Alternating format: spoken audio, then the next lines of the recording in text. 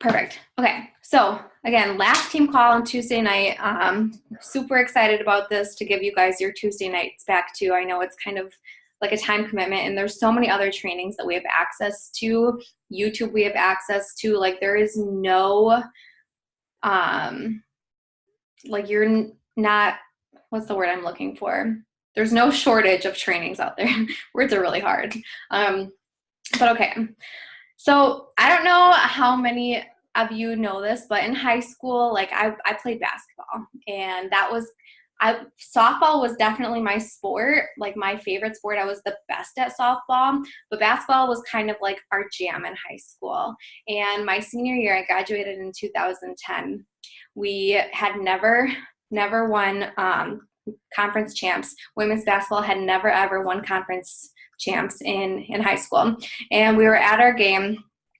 We were undefeated at this point, and this game was gonna kind of determine of like, okay, are we still like in the running for conference champs, or if we lose this game, then we're kind of tied with this other team and two other teams, so we could potentially lose it. And so the game's going, and we're tied. We're pretty much like neck and neck through the entire game. And I wasn't so much of an offensive player. I was much more a defensive player. And so anytime I had the ball, it was kind of like, get rid of it as quick as you can. It's my heart would pound and be like, all right, who's open? I need to get the ball to someone else because I'm a defensive player. And I just was not fantastic at offense. And there was 30 seconds left on the clock. We were tied. No, excuse me, we were down by 1 point, and our point guard came down and she threw me the ball, and my heart was pounding so fast. If you can think of like in the movies, in like a basketball movie where someone has the ball and like everything's kind of quiet and you can kind of hear the audience in the background, like that's what I felt like. And I start dribbling towards the hoop. Were you guys interested in that story? Like, did you kind of feel like you were in that story? Okay, I'm gonna stop right there. And one, how bad does it suck? Like, how bad do you want to know like what happened next, right? This is the power of story. And I think social media is so like underutilized. Like we don't pay close enough attention to social media. And I think that it needs to be a bigger priority, specifically storytelling. Because if you can tell a story, grasp someone's attention to where they want to read it, and it's going somewhere where there's a beginning, a middle, and an end, or a normal, an explosion, and then the new normal, like then you have them. Like you want people to read your post, and they're going to do that through story. If you can make them feel something, if you can grasp their attention and their interest through telling a story. So that's not like what this entire call is going to be about, but I wanted you to kind of think about it. Like you guys mostly seemed pretty like interested in where I was kind of going with this and what happened next. And like my heart was beating, and you could kind of picture yourself like in this basketball gym of like, well, did you guys win? And I'm not going to tell you if we did, but the power of story in social media is our storefront. You have to be putting out there what you're talking to people in private. Inviting is the number one income producing activity for us as coaches. But if you're not putting yourself out there on social media, what you're talking about privately, then it's just weird and salesy and very network marketish. And that's where people are like, this is a pyramid scheme. You just want like, blah, blah, whatever.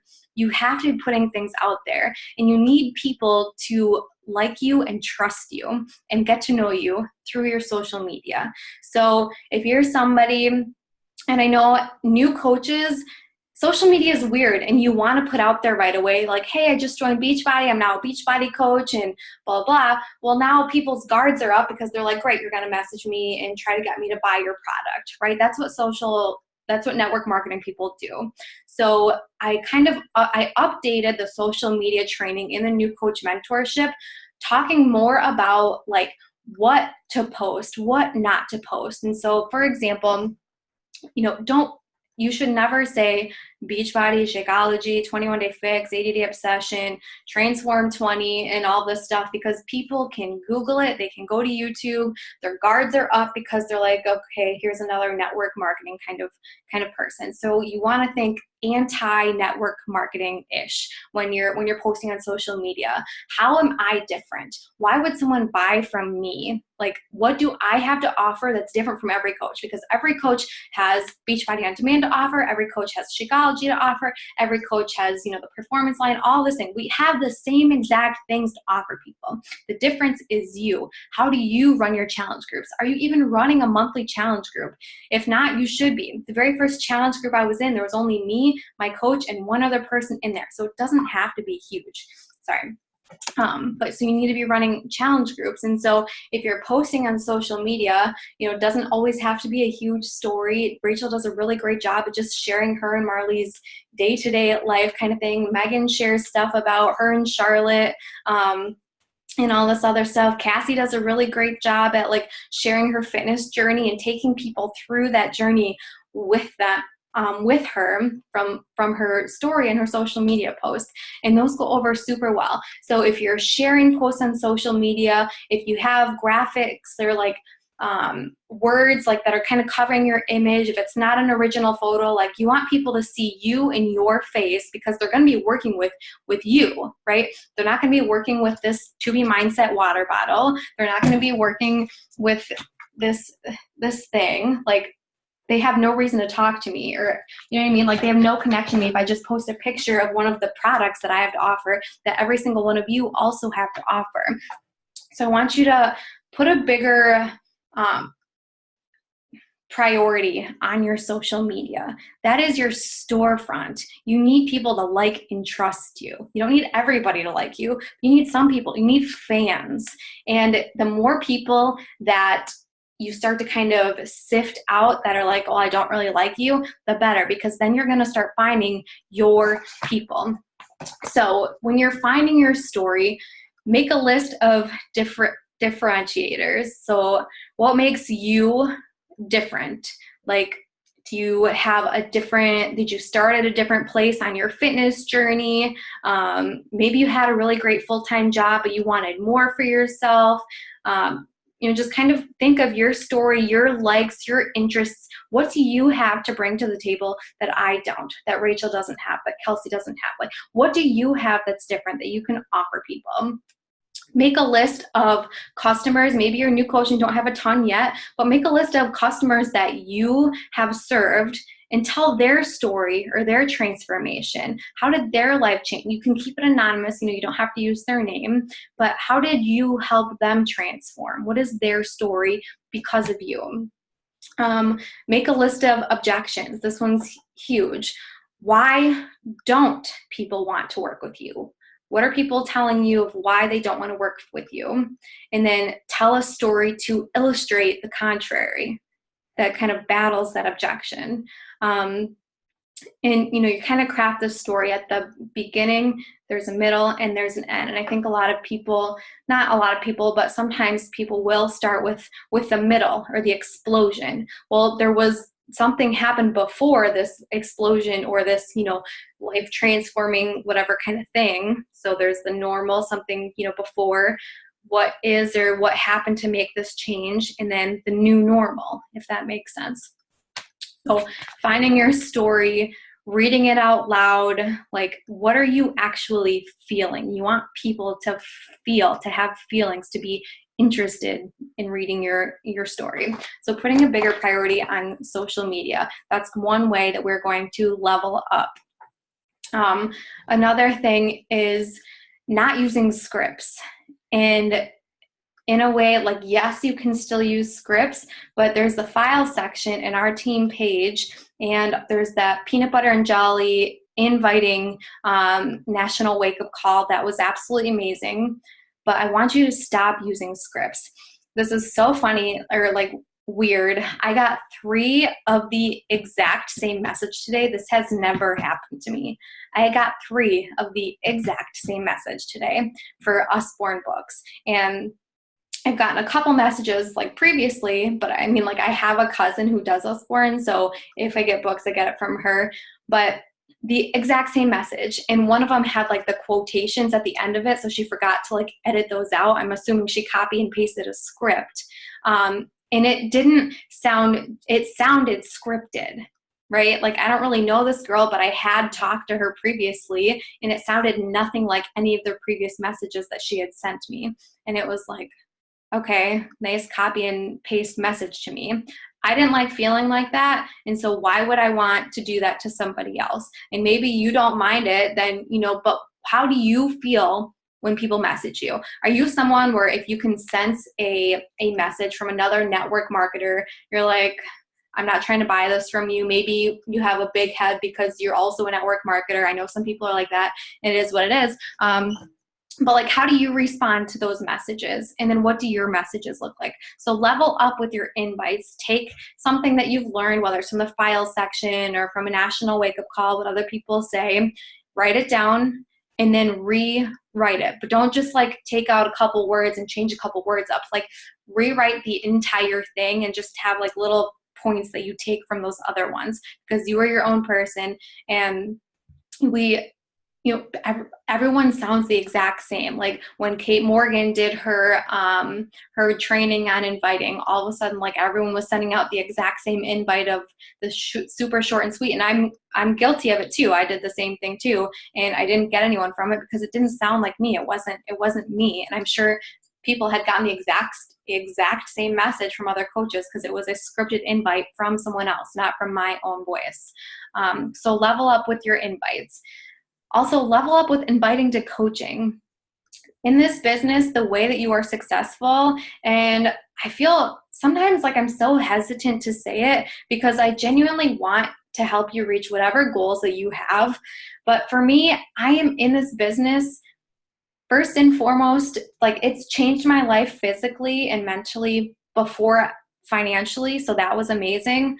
But the reason I dove into this business was for the financial gains of it. And to be financially successful in this business, you have to build a team. You cannot be successful in this business if you do not build a team of coaches. And you can't build a team of coaches if you're not inviting to the coaching opportunity. So level up to the inviting to the coaching opportunity. It's scary. I'm not going to deny that. But it's okay to tell people, if you're a new coach, like, you know, I'm pretty new at this, but I know the vision and I know where I want to go with this.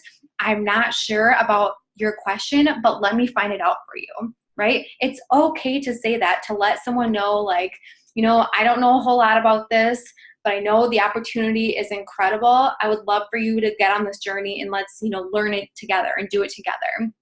So reaching out to your friends, like as a newer coach kind of thing, but sending more coaching invites, because then, in my opinion too, it's easier if I send a coach invite first and they say no, to then fall back on a challenge group invite, to then, if they say no, they're not interested to be a customer, and then, would you be interested in coaching? And they're like, well, no, I just said I'm not interested. So for me, it's easier and less awkward to come down from coach to customer than it is from customer to coach. But don't be afraid to invite to the coaching opportunity, especially starting out with your closer friends.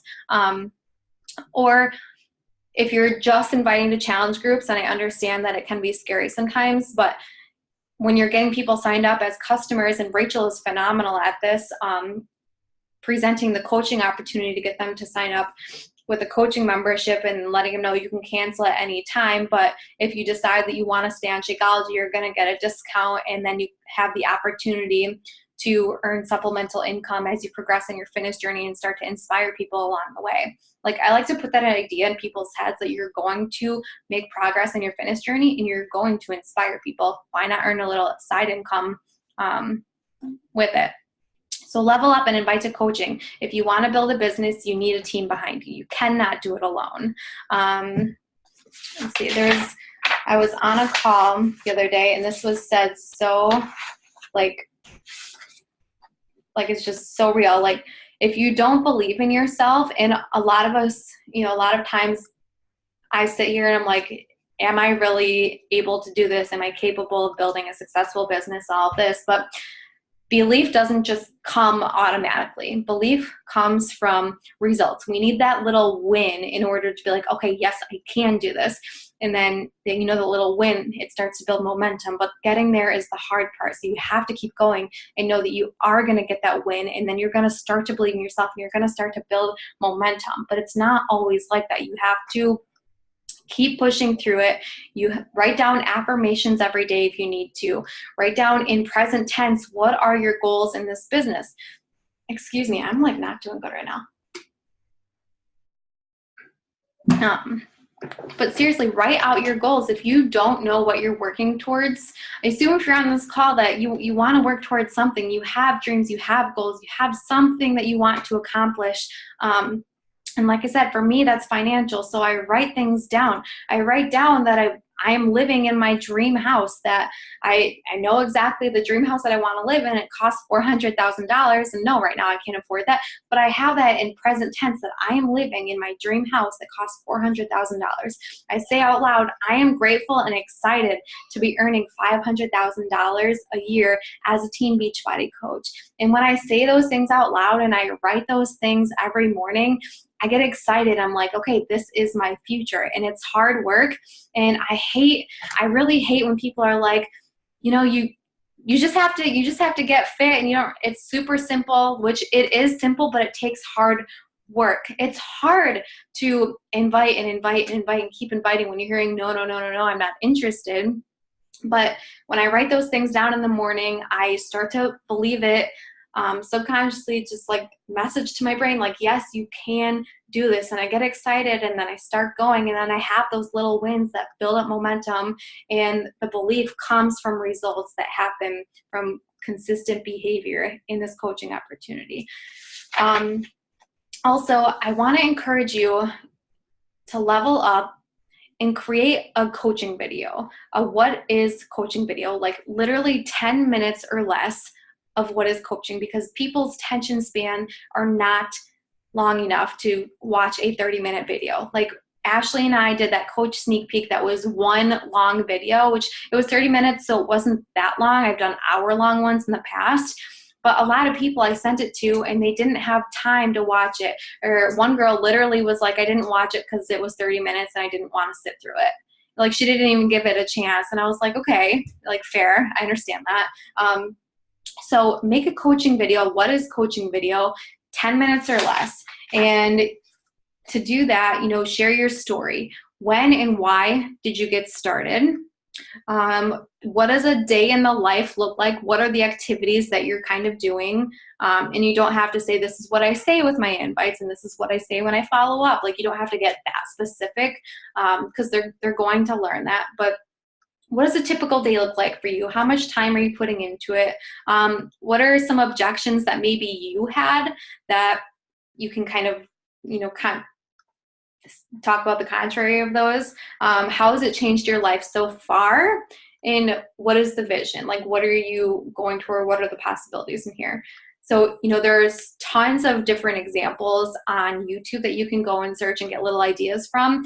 But seriously, 10 minutes or less of like a brief description. Obviously, you can't get every single thing out in 10 minutes because there's so much to know. But then when you invite people to the coaching opportunity, you can say, would you mind if I sent you a short video to give you a brief description or give you a little more info of what this all entails? Then it's you. They can, then they'll decide whether or not they like you from your video. And sometimes it's kind of harsh, but on the end, we want to work with people that like us and that we like them. And so having a video of you talking is going to build a better connection with people. Rachel, I think you do this in email. You have your coaching video, right?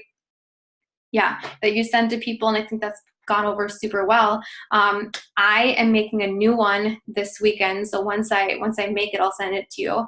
The reason I haven't yet is because we're doing a coach sneak peek this week, and then this way you don't have to wait to add people into a coach sneak peek. You can send them your little video, and then if they're interested in more, then maybe you create your own coach sneak peek with units in a Facebook group, or maybe you make a little like a PDF with like bullet points, or a Google form that kind of describes things in a little more depth. Whatever works best for you. Whatever works best for you is probably going to also work best for your target audience of people who are like you, right? So level up, make a video, and present the coaching opportunity. And honestly, another thing too, you know, in school when you would have to present projects, and by being forced to present in front of an audience, it forced you to learn it. So this is like, take this as a learning opportunity. By making your own coaching video, you're being forced to learn more about it. Then over time, it's going to be more comfortable talking about it and explaining it. And then you can kind of help your team. And then once you have people join you, you can tell them about it, or you can have them do the same thing to make a short video that they can kind of get started on the right foot too. So level up, make a coaching video, and present it yourself. Okay.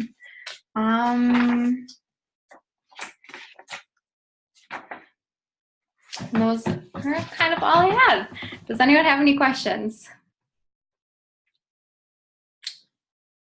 All right, so I did want to share, right now I am listening on Audible, building a story brand, and which is kind of weird because I started this book, my therapist recommended it, and then in this group that we're in, it talked about like using story in your posts. So like story keeps popping up in different places. I think it's really becoming more prevalent in social media as a whole. So Building a Story Brand is the book that I'm currently listening to.